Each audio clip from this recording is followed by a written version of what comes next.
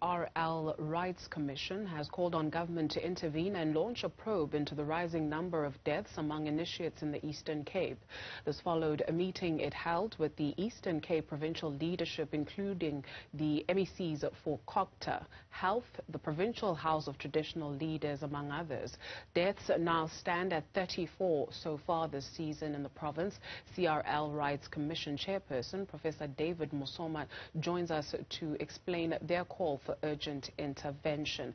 Thank you very much, sir, for your time this afternoon. For how much longer will we continue to call for change? I think we have come to the crossroads and have drawn the line on the sand that enough is enough. Talking will not yield any results. Active intervention, decisively designed, can help us deal with the intractable problem the Eastern Cape province is facing with regard to alarmingly increasing rates of death in the initiation schools. What does this action look like to you? Well, first is that the preponderance of illegal initiation schools, which accounts from yesterday's report for 18 deaths of initiates. This appears to us to be an area of intervention, and therefore the Commission recommended the closure of all initiation schools.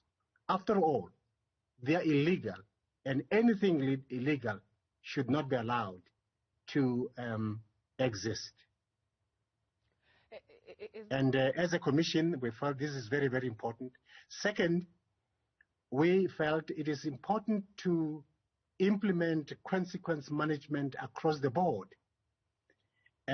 For people who have committed negligence or gross negligence, which may have resulted in dehydration, septic wounds of the initiates,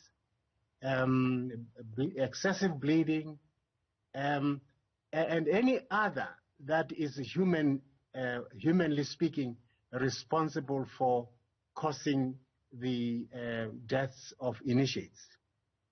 And we felt it is important that such people be arrested, prosecuted, and that successful prosecution should be advertised in local media, both print and electronic, and type of media, so that it may serve as a deterrent. That's our considered view. Third, that the current risk adjustment strategy, which we talked about, in our view, if implemented, it has the potential to actually address the problem we have. And we require a coordinated strategy which is monitored and which can be evaluated, and if it's not working, it can be readjusted to make sure that the desired effect are actually achieved.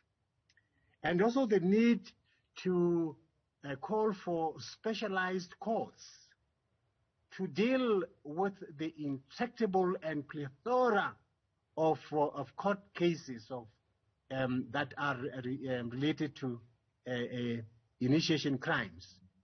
They said that so that these particular courts may fast track them and expedite prosecution as a matter of agency.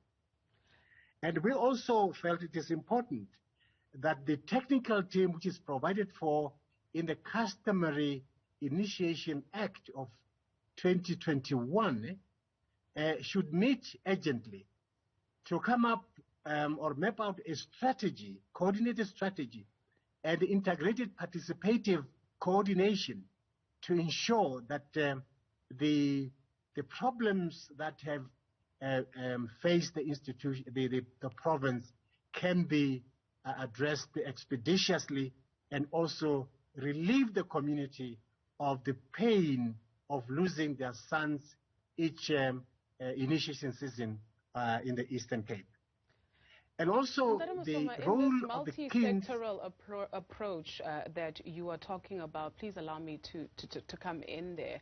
I wonder what kind of conversations we're having with people on the ground. So you suggest that perhaps some of these schools should be closed, or initiation should be closed and banned. Would that actually work? I ask you this because boys continue wanting to have a right to passage. Parents continue sending their children to these illegal schools.